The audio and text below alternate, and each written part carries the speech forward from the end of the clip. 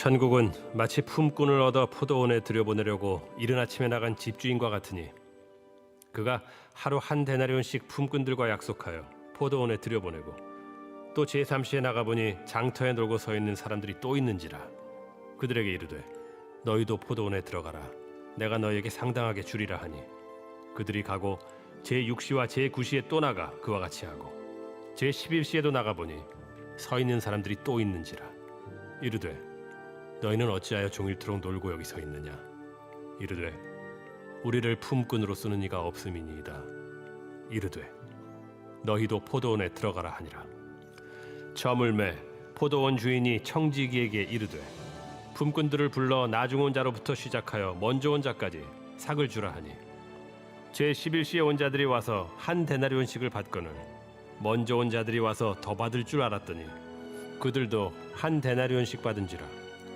받은 후 집주인을 원망하여 이르되 나중 온 이 사람들은 1시간밖에 일하지 아니하였거늘 그들을 종일 수고하며 더위를 견딘 우리와 같게 하였나이다. 주인이 그 중에 한 사람에게 대답하여 이르되 친구여 내가 네게 잘못한 것이 없노라. 네가 나와 한 데나리온의 약속을 하지 아니하였느냐. 네 것이나 가지고 가라. 나중 온 이 사람에게 너와 같이 주는 것이 내 뜻이니라. 내 것을 가지고 내 뜻대로 할 것이 아니냐. 내가 선함으로 네가 악하게 보느냐. 이와 같이 나중된 자로서 먼저 되고 먼저 된 자로서 나중되리라. 아멘. 저기 귀한 말씀 전해주신 우리 권준 목사님께서는 우리 멀리 아름다운 도시 시애틀에서 오셨어요. 우리 아시죠? 시애를 아시죠? 이 정도 발음해 주셔야 되고 정말 아름답고 건강한 교회, 미주에서 가장 크고 클 뿐만 아니라 가장 건강하고 충만한 우리 시애틀 형제교회를 아름답게 일구셨고 또 담임하고 계시는 귀한 목사님이십니다. 특별히 말씀의 종으로 또 일부 예배자가 일부 예배를 듣는데 하나님의 은혜가 무엇인지를 말씀을 통해 깊이 느끼는 소중한 시간이었어요. 우리 사모하는 만큼 큰 박수로 모시도록 하겠습니다.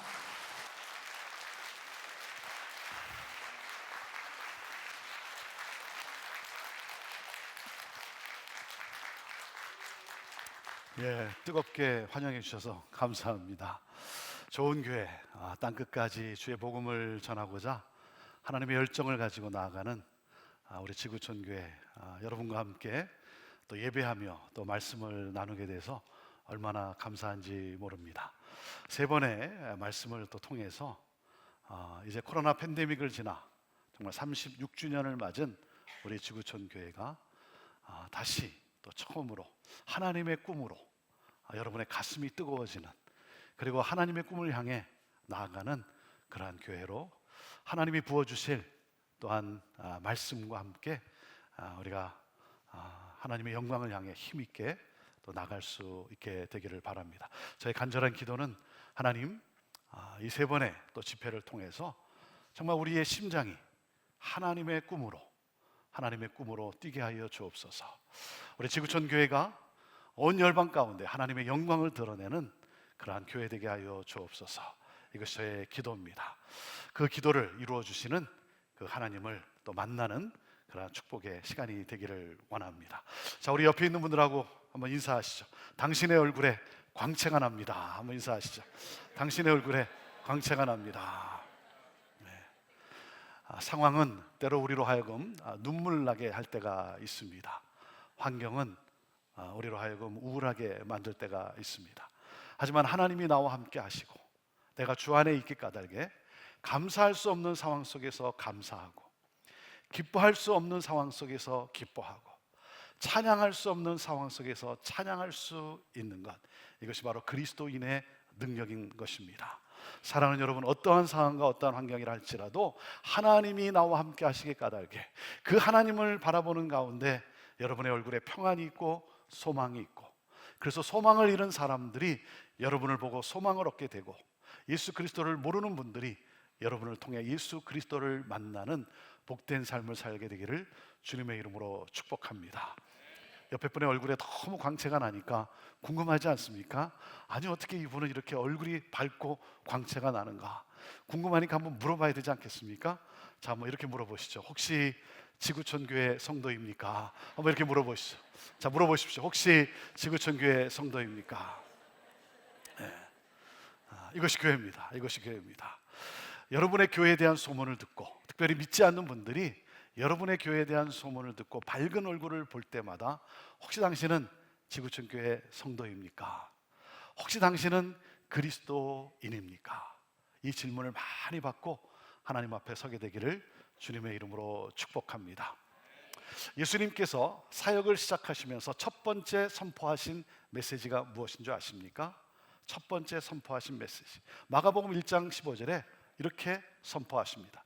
때가 찼고 하나님 나라가 가까웠으니 회개하고 복음을 믿으라. 하나님 나라예요. 하나님 나라. 사도행전 1장에 보면 부활하신 예수님께서 승천하시기 전까지 40일 동안 세상에 계시면서 마지막 순간까지 제자들에게 가르치신 내용이 무엇인 줄 아십니까? 하나님 나라예요. 하나님 나라. 마태복음 6장에 보면 예수님이 제자들에게 기도를 가르쳐 주십니다. 우리가 잘 아는 주 기도문이죠. 주님이 가르쳐 주신 기도. 너희는 이렇게 기도하라. 어떻게? 나라의 임하옵소서. 하나님 나라가 임하게 하옵소서. 주기도문의 핵심도 하나님 나라예요. 하나님 나라가 임하면 하나님 아버지의 이름이 거룩히 여김을 받게 될 것이고, 하나님 나라가 임하면 뜻이 하늘에서 이루어진 것 같이 이 땅에서도 이루어지게 될 것이고, 하나님 나라가 임하면 죄의 용서와 시험과 악의 문제는 물론 일용할 양식의 문제까지도 해결된다는 거예요. 그래서 6장 33절에 예수님이 다시 한번 강조하십니다. 그런즉 너희는 먼저 그의 나라와 그의 의를 구하라. 그리하면 이 모든 것을 너에게 더하시리라. 하나님 나라가 임하면 모든 것이 다 해결된다는 거예요. 그래서 하나님 나라가 임하기를 위해 간구하라는 거예요. 그래서 우리가 주님이 가르쳐 주신 기도를 따라 우리가 기도를 해요. 나라가 임하게 하여 주옵소서. 나라에 임하옵소서. 우리가 기도를 합니다. 기도를 하긴 하지만 정말 하나님 나라가 임하기를 원하고 있느냐 하는 거예요. 하나님 나라가 임하기보다는 하나님의 능력이 내게 임함으로 말미암아 내 나라가 이루어지기를 원하고 있지는 않느냐는 거예요. 예수 그리스도의 이름으로 내가 원하는 것을 얻고자 하는 것 아니냐 이거예요. 사랑하는 여러분, 하나님 나라가 임하기를 원합니다 라고 하는 기도는 내 나라가 부서지게 해달라고 하는 기도예요. 내 나라가 부서지게 해달라고. 나를 움직이는 이 세상 시스템이 있어요.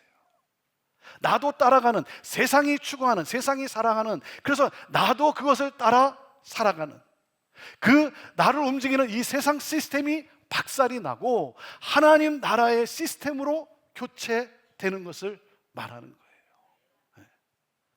여러분, 하나님 나라가 임하기를 원합니다 라고 하는 기도는 하지만 내 나라가 임하기를, 하나님의 능력이 임해서 내 나라가 임하기를 원하는 그러한 삶을 살아가는 그리스도인이 너무나 많은 건 아니냐 이거예요.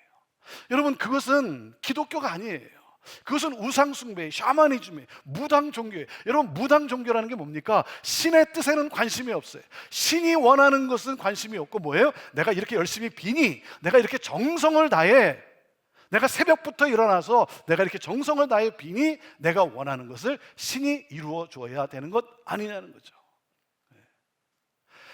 나의 소원 성취를 위해 신을 수단과 방법으로 사용하는 것, 내 뜻이 이루어져야 되는 거예요. 내 나라가 임해야 되는 거예요. 사랑하는 여러분, 하나님 나라가 임하기를 원합니다 라고 하는 이 기도를 통해서 무엇입니까?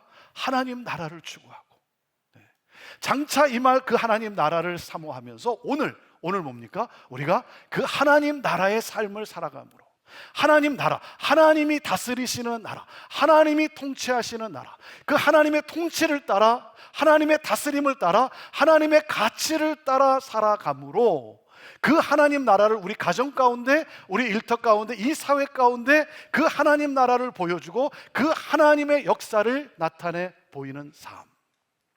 오늘날 이 시대에 왜 우리 그리스도인들이 이 세상에 선한 영향력을 끼치지 못하고 있습니까? 우리가 열심히 성경 공부하잖아요. 우리가 열심히 기도하잖아요. 우리가 열심히 제자 훈련도 하지 않습니까? 우리가 얼마나 열심히 성경 공부합니까? 제자 훈련도 하고 기도도 하고. 그런데 뭐예요? 여전히 하나님 나라가 아니라 내 나라가 임하기를 원하고 있지 않느냐 하는 거예요. 사랑하는 여러분, 하나님 나라가 임한 사람은 어떻게 살아갑니까? 하나님 나라가 임한 사람은 나 같은 죄인을 구원해 주신 그 하나님의 은혜에 감사하며 감격하며 그 하나님의 은혜를 흘려보내는 삶을 살아갑니다. 여러분, 내가 누구였습니까? 우리가 누구였습니까? 아무 자격 없는 나, 무가치한 그러한 존재 아닙니까? 그런데 하나님이 나를 찾아오셨어요. 무가치한 나에게, 아무것도 내세울 것이 없는 나에게 하나님이 찾아오셨어요. 하나님이 찾아오셔서 나를 하나님의 자녀 되게 하기 위하여, 나를 구원하시기 위하여 내 대신 십자가에 달리사 내가 받아야 될 하나님의 모든 진노를 다 대신 받으시고 죽으시고 부활하셔서 나로 하여금 하나님 자녀 되게 하셨어요. 나에게 하나님의 이 놀라운 구원이 임했어요. 여러분, 놀랍지 않습니까? 아니, 내가 무엇이 간데, 내가 도대체 무슨 가치가 있길래 하나님이 나를 찾아오시고 나를 위해 죽으시고. 그래서 시편 기자가 시편 8편에 보면 시편 기자가 하나님께 질문을 합니다. 하나님, 사람이 도대체 무엇입니까? 사람이 무엇이 간데?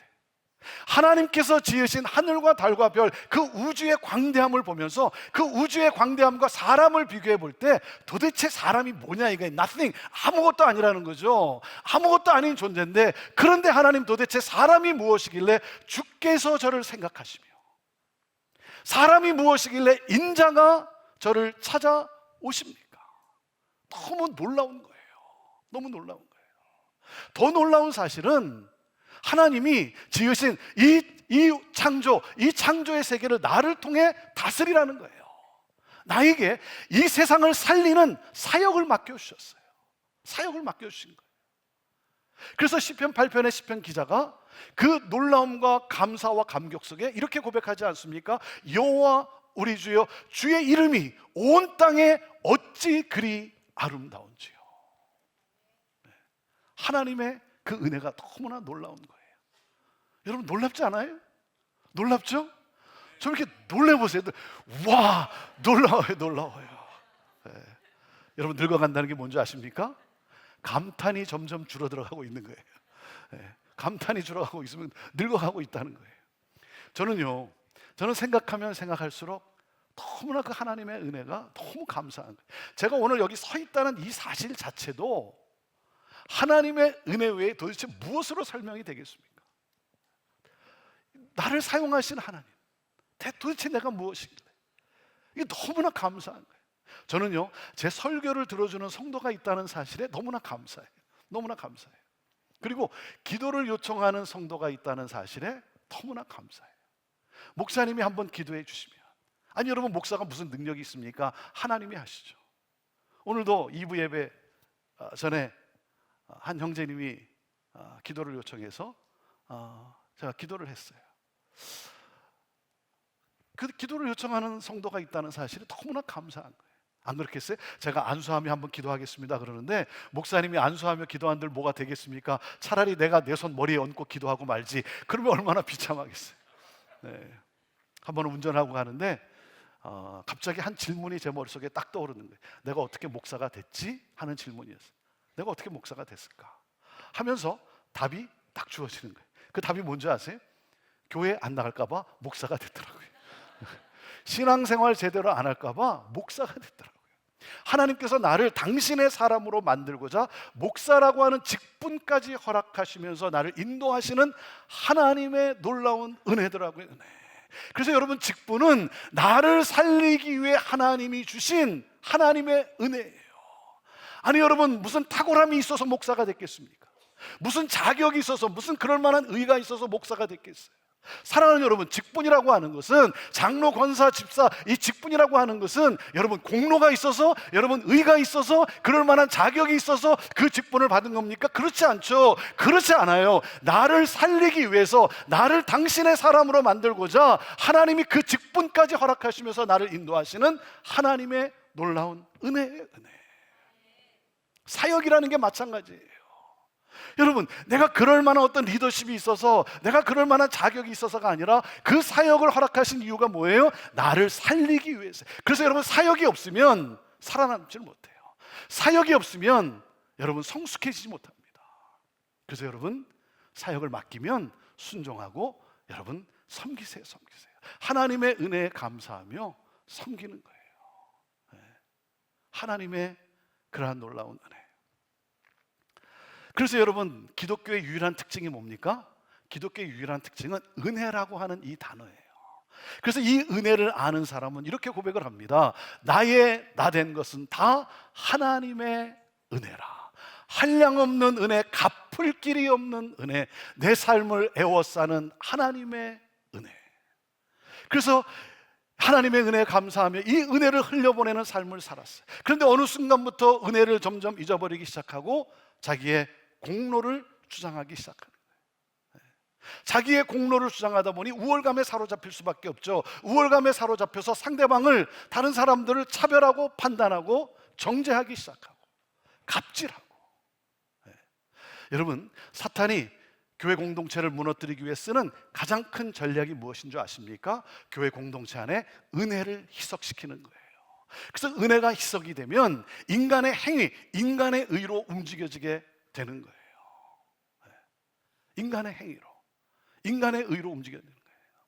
하나님이 나를 위해, 우리를 위해 무엇을 하셨는가는 더 이상 생각이 없고 내가 무엇을 했는가만을 중요하게 여기기 시작하는 것이죠. 그러니 어떻게 됩니까? 교회 안에, 공동체 안에 인간 냄새가 진동하게 되는 것이고, 그래서 결국 교회는 분쟁과 분열에 휩싸여서 무너지고 마는 것이죠. 여러분, 교회의 본질은 은혜의 은혜, 하나님의 은혜가 흐르는 공동체.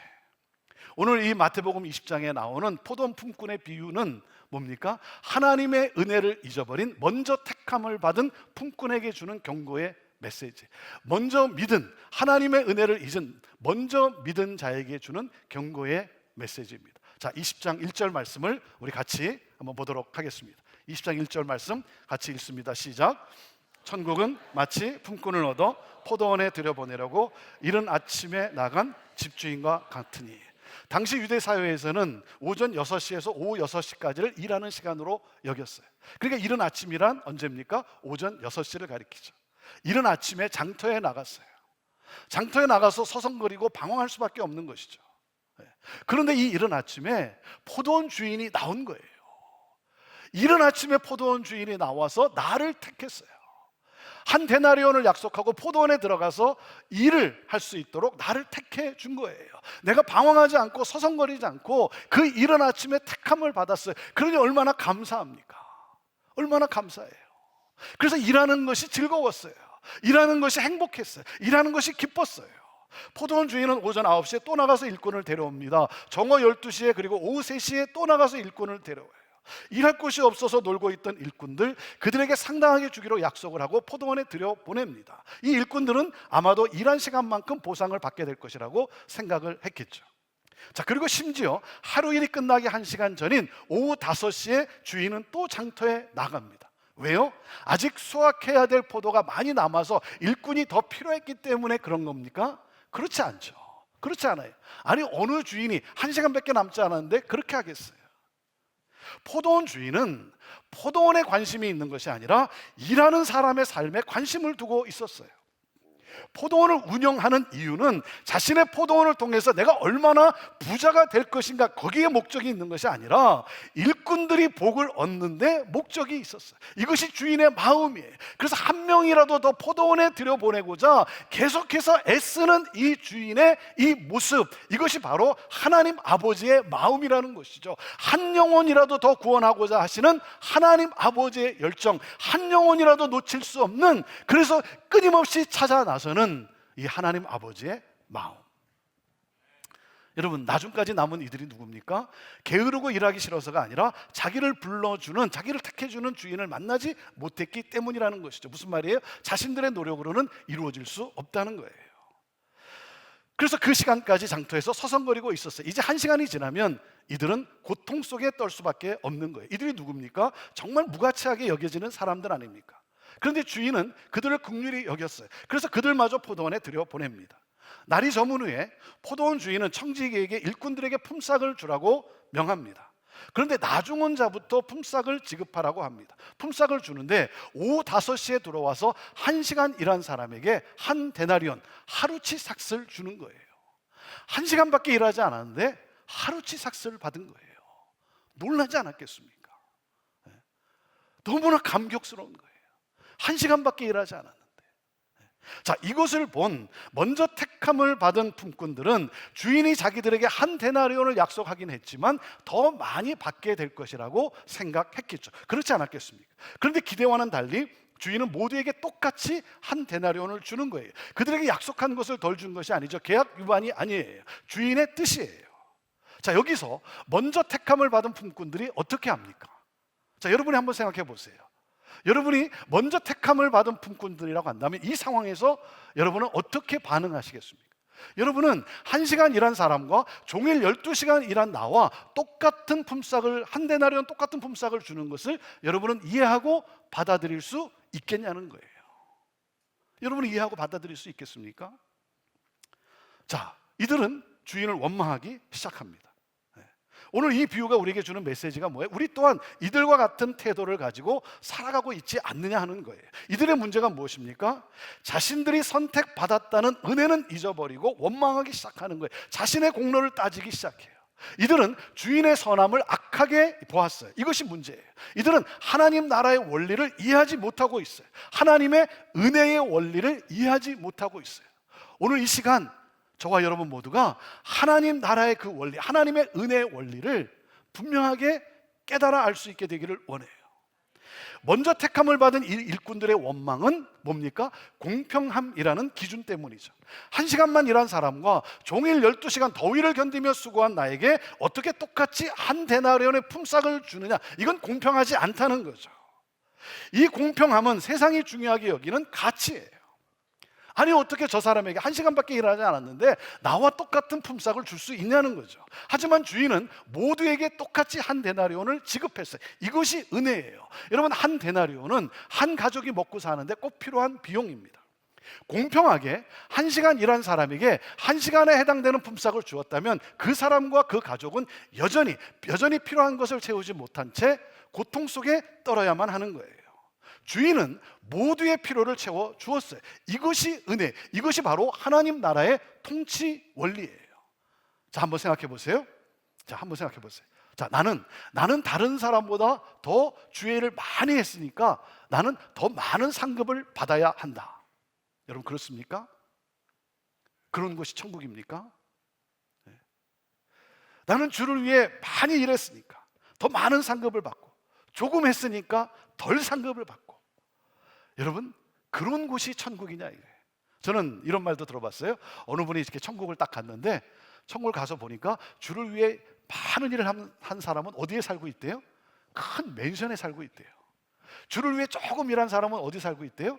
계집 같은 곳에 살고 있대요. 주를 위해 많이 일한 사람은 뭘 쓰고 있대요? 큰 면류관을 쓰고 있고, 주를 위해 조금 일한 사람은 뭘 쓰고 있대요? 개털 모자를 쓰고 있대요. 천국에서는 여전히 개가 순환을 당하는 것 같아요. 여러분, 그런 겁니까? 그런 곳이 천국입니까? 절대 그렇지 않죠. 천국은요, 절대 행복을 누리고 절대 만족을 누리는 곳이지 격차가 있는 것이 아니에요. 차이가 있고 우열이 있는 것이 아니에요. 그것은 천국의 원리가 아니고 그것은 세상 나라의 기준이에요. 세상 나라의 가치예요. 이 공로주의가 여전히 교회 안에 판을 치고 있다는 거예요. 자, 우리가 기억해야 할 것은 무엇입니까? 첫째, 이겁니다. 하나님 나라는 불공평한 나라라는 사실이에요. 같이 읽어보시죠. 첫째, 시작. 하나님 나라는 불공평한 나라라는 사실이에요. 여러분, 일한 만큼 보상이 주어지는 것이 공평이라면 천국은 결코 공평하지 않아요. 1시간 일한 사람이 12시간 일한 사람과 똑같이 품삯을 받습니다. 공평하지 않아요. 이것이 하나님의 은혜예요. 하나님의 은혜는 공평하지 않습니다. 여러분, 하나님이 공평하게 대했다면 저는 지옥에 갈 수밖에 없어요. 하나님이 공평하게 대했다면 나는 지옥에 갈 수밖에 없어요. 하나님의 은혜는 놀라워요. 왜? 이 불공평의 최대 수혜자가 바로 나잖아요. 이 불공평의 최대 수혜자가 바로 나 아닙니까? 나 같은 죄인을 천국에 들어가게 하신 나라, 나 같은 죄인을 의롭다 여겨주신 그 하나님의 나라. 여러분, 이것이 은혜예요. 나는 이 은혜에 감사할 뿐이지 불만이 없어요. 여러분, 이것이 바로 하나님의 공평함이에요. 하나님 나라의 공평함이에요. 사랑하는 여러분, 우리가 기억해야 됩니다. 하나님 나라는 불공평한 나라인데 그 불공평의 최대 수혜자가 바로 나라고 하는 사실. 자, 둘째 이겁니다. 부름을 받았다는 것 자체가 은혜라고 하는 사실이에요. 같이 읽어보시죠. 둘째 시작. 부름을 받았다는 것 자체가 은혜라고 하는 사실. 우리가 누구였습니까? 장터에서 일을 줄 주인을 기다리는 사람들이었어요. 아무 일이 없어서 방황할 수밖에 없는 그러한 우리들. 주인이 나를 불러주지 않으면 나는 고통 속에 살아갈 수밖에 없어요. 그런데 주인이 나를 찾아와서 나를 택해 주었어요. 은혜가 임했어요. 천국은 하나님이 불러주셔서 들어가는 곳이지 하나님의 은혜로 들어가는 곳이지 나의 의가 아니라는 거예요. 나의 공로가 아니라는 사실입니다. 하나님의 전적인 은혜예요. 여러분, 우리가 예수 그리스도를 택한 것이 아닙니다. 주님이 나를 찾아오셨어요. 우리 인생의 문제를 해결하기 위해 주님이 찾아오시고 나를 택해 주신 거예요. 그 주님을 만난 것이 기적이죠. 여기서 우리가 기억해야 될 것이 무엇입니까? 내가 일찍 주님을 만났다면, 주님이 나를 일찍 택해 줬다면 내 인생의 문제가 일찍 해결되었기 때문에 감사해야죠. 감사해야죠. 그리고 무엇입니까? 내가 그 주님의 은혜에 감사해서 내가 일찍 택함을 받았다는 것은 내가 다른 사람들보다 주의 일을 좀 더 많이 할 수 있게 된 거예요. 감사해야죠. 하나님의 은혜에 반응해서 내가 다른 사람들보다 내가 주의 일을 좀 더 할 수 있게 된 사실, 여러분, 감사해야죠. 부름을 받은 것, 택함을 받은 것 자체가 은혜라는 사실을 기억해야 합니다. 그렇지 않으면 우리 또한 먼저 택함을 받은 이 품꾼과 같은 원망에서 벗어날 길이 없다는 거예요. 자, 그리고 마지막으로 셋째, 우리는 하나님의 은혜 안에서 한 가족이라는 사실이에요. 읽습니다. 셋째 시작. 우리는 하나님의 은혜 안에서 한 가족이라는 사실이에요. 여러분, 왜 주인을 원망합니까? 가족 의식이 없어서 그래요. 형제 의식이 없어서 그래요. 여러분, 우리가 서로를 가족으로 보면, 가족으로 대하면 감사할 일 아닙니까? 내 자식이 늦게 들어왔어요. 내 형제가 늦게 들어왔어요. 여러분, 부모인 나는요, 내가 어떻게 대우를 받는가 그게 관심이 없어요. 내 자식이 늦게 들어왔는데 내 자식이 어떤 대우를 받는가, 나의 관심은 온통 거기에 있는 거예요. 그런데 주인이 똑같이 대우를 해주는 거예요. 얼마나 감사합니까? 내 형제가 늦게 들어왔는데 똑같이 대우를 해주는 거예요. 얼마나 감사합니까? 가족 의식이 없으니까 자꾸만 비교하는 거예요. 가족 의식이 없으니까 자꾸만 상대방을 원망하는 거예요. 차별하는 거예요. 갑질하는 거예요. 여러분, 가족 의식이 있으면, 우리가 서로를 가족으로 여기면, 여러분, 서로를 대하는 마음이 어떤 마음이겠습니까? 이런 마음 아니겠어요? 내 형제가 늦게 들어왔어요.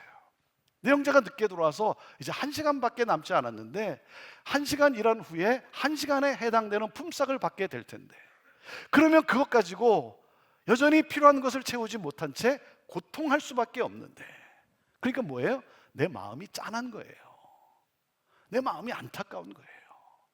그러니까 어떤 생각을 해요? 주인이 나에게 한 데나리온을 주기로 약속을 했으니 내가 그 한 데나리온을 받으면 조금 떼어서 나눠줘야지.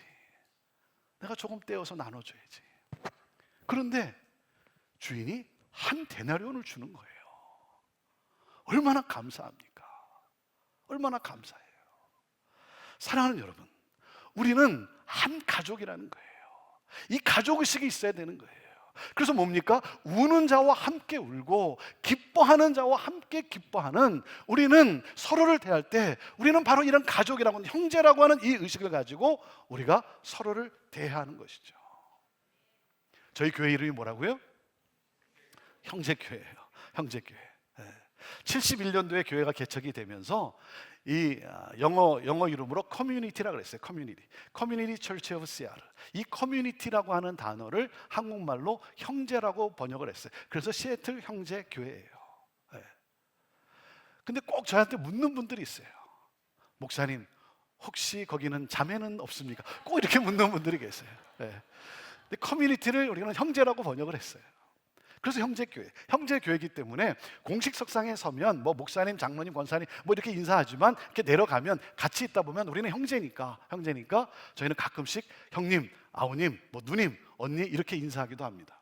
여러분도 한번 해보시겠습니까? 옆에 있는 분이 나보다 나이가 많으면 형님, 나보다 적으면 아우님, 나보다 많은데 내가 많은 척하지 말고, 자 누님, 뭐 언니, 뭐 부부끼리 형님, 아우님 그건 좀 이상하고, 자 앞뒤로 한번 둘러보시면서 한번 인사 나눠보시죠. 뭐 형님, 아우님, 뭐 누님, 언니, 이모, 네 한번 나눠보시죠.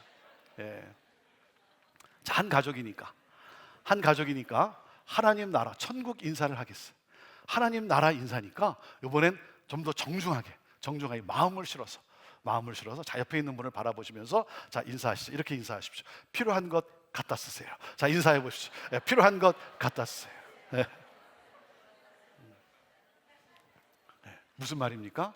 하나님 나라가 임했어요. 하나님 나라 천국은 죽어서만 가는 곳인 줄 알았는데 하나님 나라가 내 삶에 구체화되었어요. 내가 그럴 인간이 아닌데. 네. 누가 좀 힘든 사람을 보면 얼마나 힘드십니까? 이렇게 말은 하긴 하지만 속으로는 고소하게 여겼던 난데 내가 변했어요. 우는 자와 함께 울기 시작하고 안타까운 거예요. 기뻐하는 자를 보면 함께 기쁘고 내가 변했어요. 하나님 나라가 임했어요. 사랑하는 여러분, 나는 누구겠습니까? 저는 오후 5시에 부름받은 사람이에요. 아무 자격이 없는, 내놓을 곳이 없는, 아무런 자격이 없는 그런 나. 그런데 과분한 은혜를 받았어요. 내가 무엇이 간대? 하나님으로부터 과분한 은혜를 받았어요. 하나님의 특별한 은혜가 임했어요. 그래서 할 말이 없어요. 너무 송구스럽고 때로는 죄송할 뿐이고 너무나 감사한 은혜 아닌 것이 아무것도 없는 거예요. 그래서 저는요 좀 더 주의 일을 했으면 좋겠어요. 좀 더 주의 일을 많이 했으면 좋겠어요.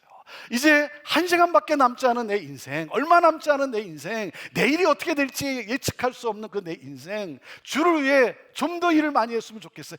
내가 어떤 상급을 더 많이 받기 위해서가 아니라 나의 의로움과 나의 어떤 공로를 하나님으로부터 인정받기 위해서 하는 것이 아니라 그냥 하나님의 은혜에 감사해서 좀 더 주의 일을 많이 하다가 주님이 부르실 때 주님 앞에 섰으면 너무나 좋겠어요.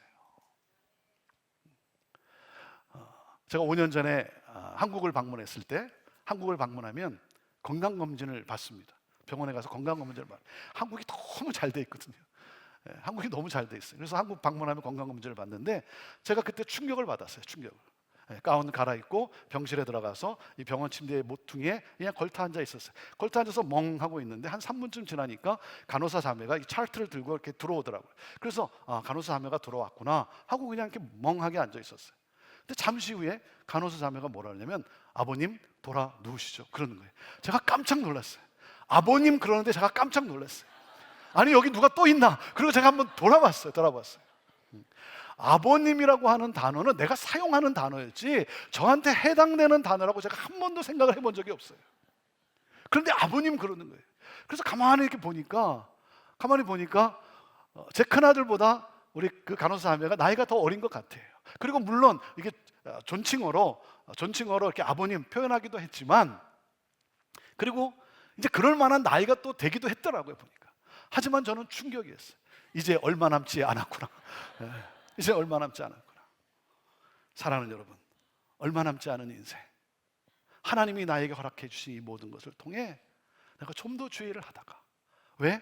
하나님의 은혜에 감사해서 상급을 더 받기 위해서가 아니고 공로를 인정받기 위해서가 아니고 그저 은혜에 감사해서 좀 더 주의 일을 하다가 주님 앞에 서고 싶은 거예요.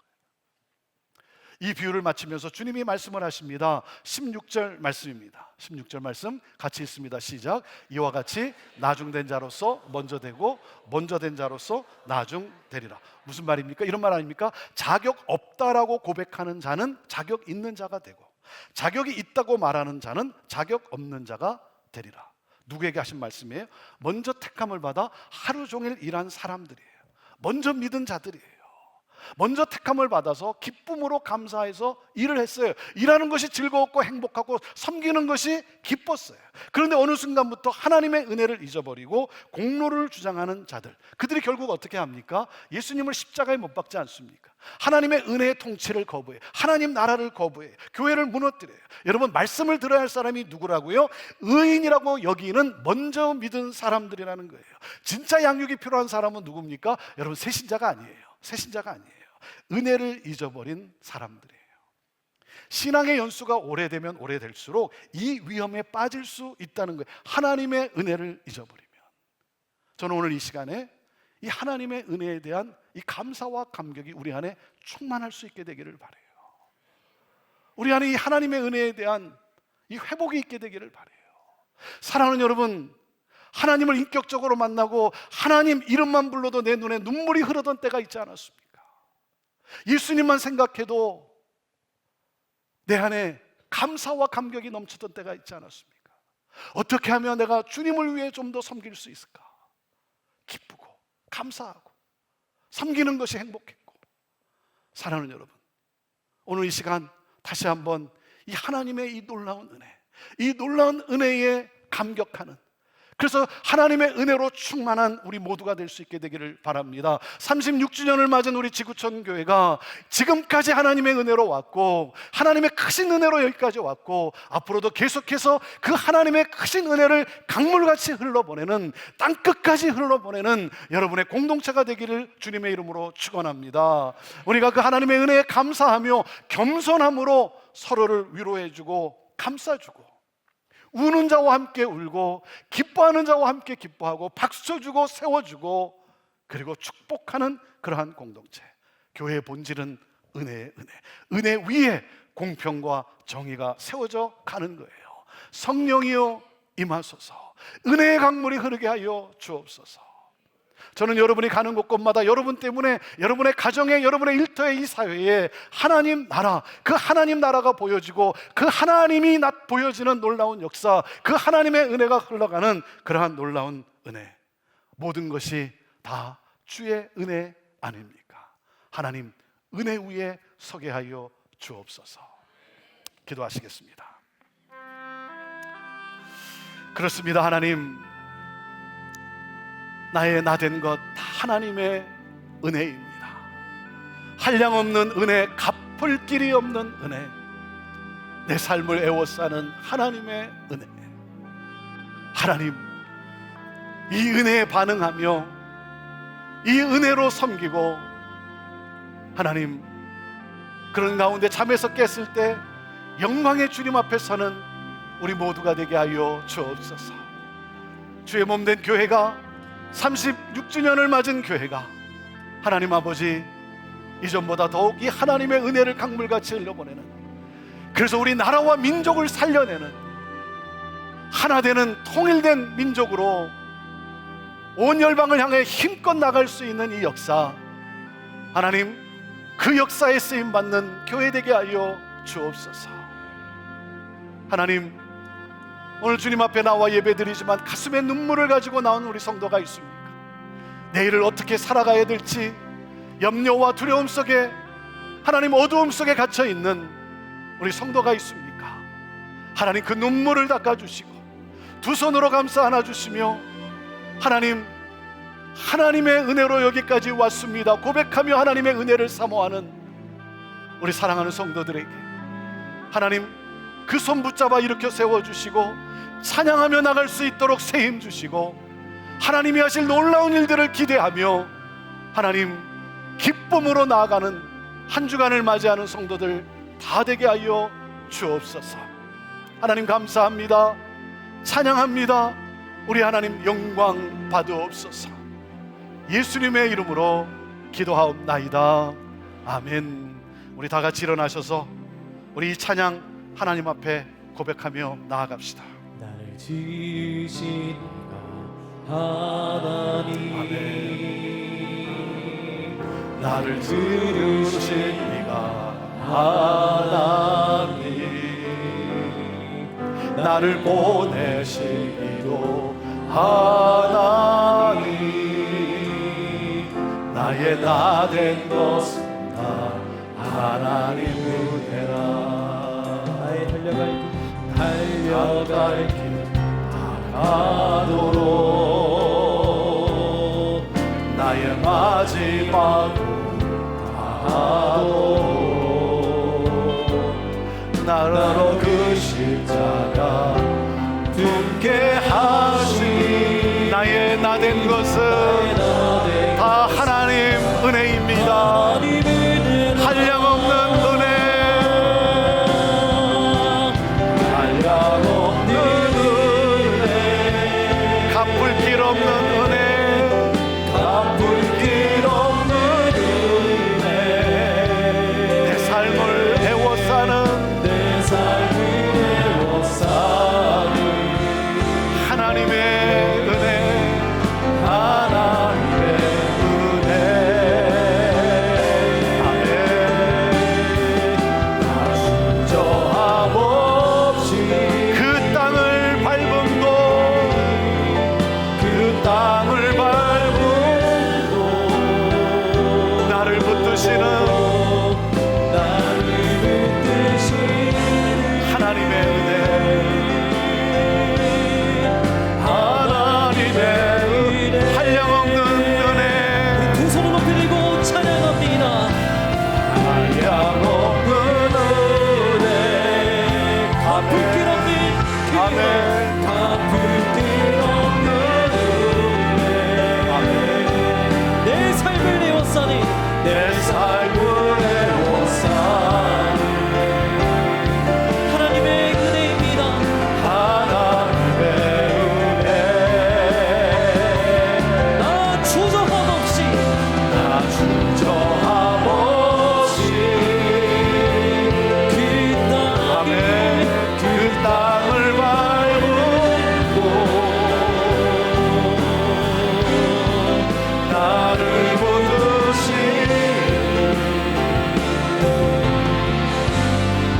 하나님의 은혜. 이제는 우리 주 예수 그리스도의 은혜와 하나님 아버지의 극진하신 사랑과 성령의 함께하심과 역사하심이 하나님의 은혜임을 고백하며 하나님의 그 은혜로 이 문을 열고 나서는 우리 사랑하는 성도들 위해 오늘도 주께서 부르신 곳에서 주의 복음을 전하는 우리 선교사님들과 사역자들과 모든 교회들 위해 온 열방과 우리 대한민국과 어둠의 고통 속에서 두려움 속에서 떨고 있는 고통하는 저 북한 땅 우리 사랑하는 형제들 위해 지금부터 영원토록 함께 하옵기를 간절히 축원하옵나이다. 아멘.